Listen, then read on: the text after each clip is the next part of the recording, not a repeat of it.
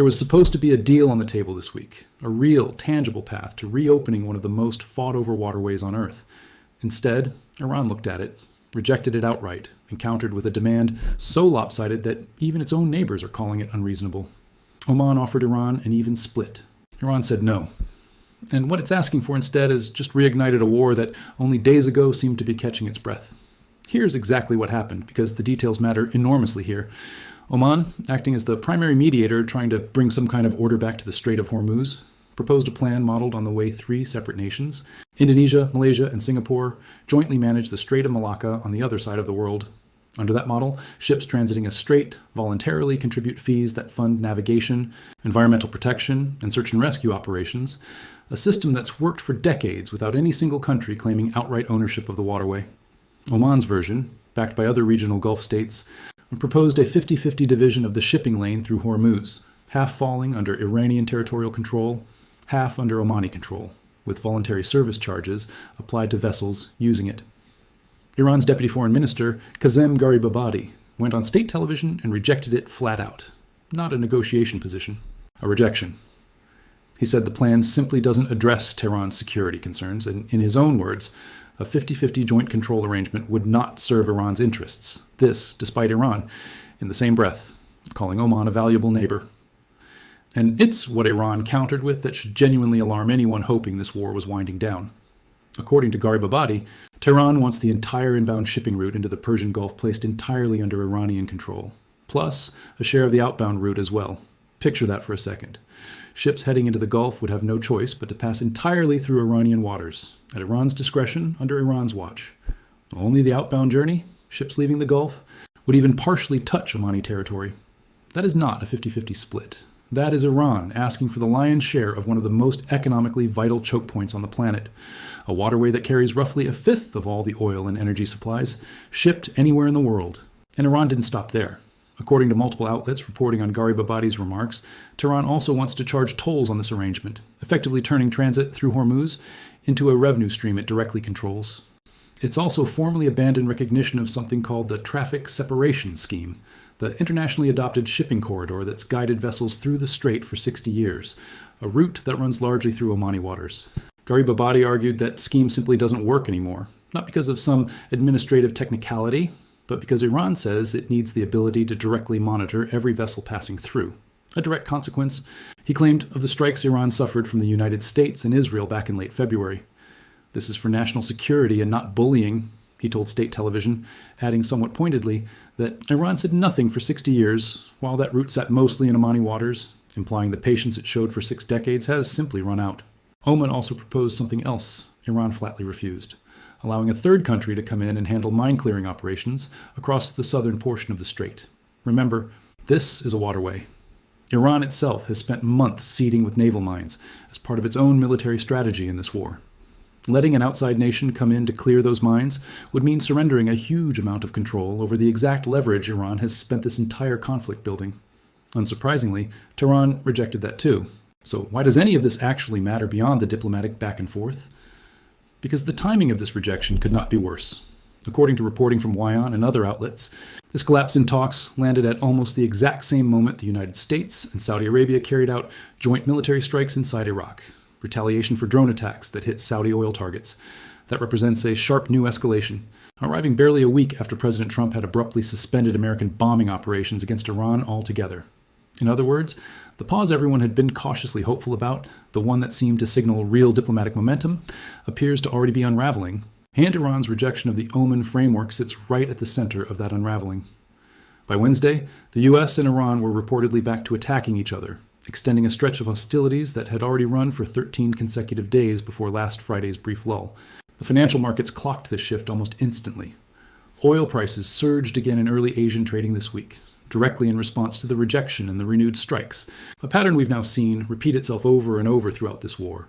Every time diplomacy stalls, every time Iran tightens its grip on Hormuz instead of loosening it, global energy markets react within hours, not days. There's an important detail buried inside all of this that deserves real attention because it complicates the simple narrative of Iran simply refusing to budge.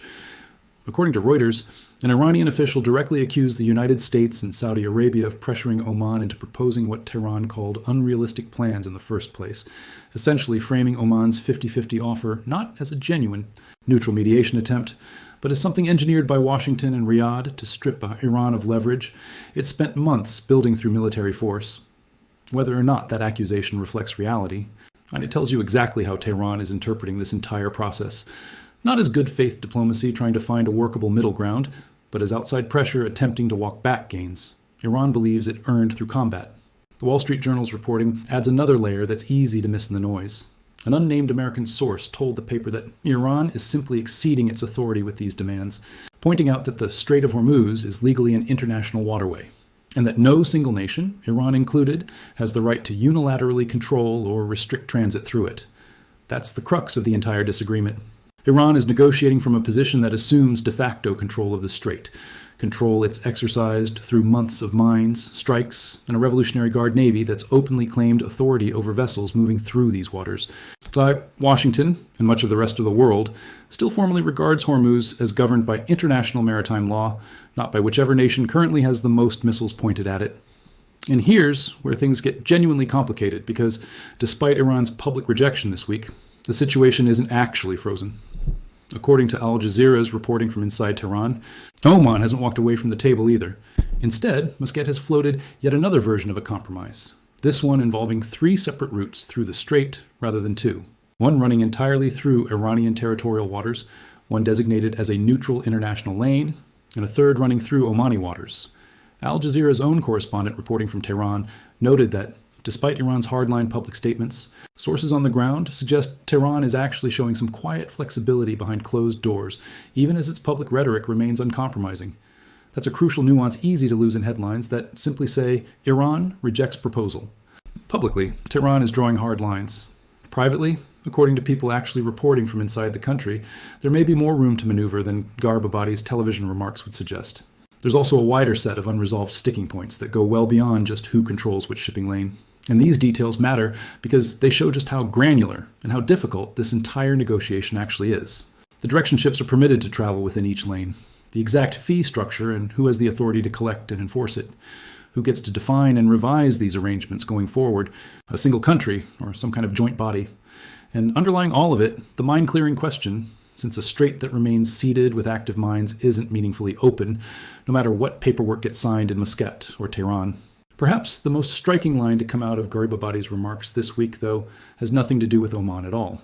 He explicitly dismissed the entire idea that negotiations with the United States are even happening right now, stating that over the past 15 days, Iran made no requests whatsoever to engage in talks with Washington.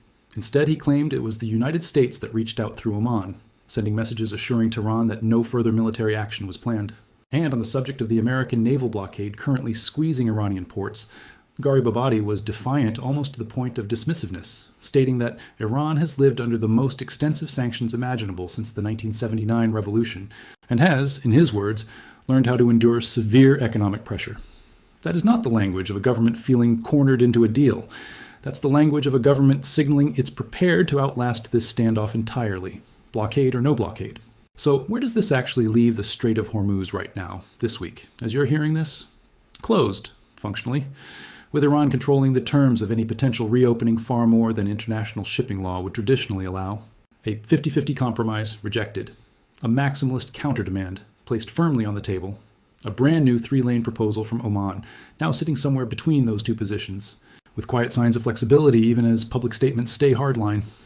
And layered on top of all of it, fresh joint strikes from the US and Saudi Arabia inside Iraq, a naval blockade Iran insists won't move it an inch, and oil prices already climbing again in direct response to all of it. This is precisely the pattern that's defined this entire war since February. Moments that look like genuine progress, a pause in strikes, a mediator's proposal, a hint of flexibility from Tehran, followed almost immediately by a hardening of position, a rejection, a fresh round of attacks somewhere else in the region. Whether Oman's new 3-lane compromise ends up being the framework that finally gets ships moving safely through Hormuz again, or whether it becomes just one more proposal Iran quietly walks back from in the coming days, depends entirely on whether the flexibility Al Jazeera's sources are describing behind closed doors ever translates into something Iran is willing to say out loud, on state television, the way it said no this week. Until that happens, expect the same rhythm to continue: proposals, rejections, brief pauses, and then more strikes, with the fate of a fifth of the world's oil supply still hanging on negotiations that, as of right now, remain very much unresolved.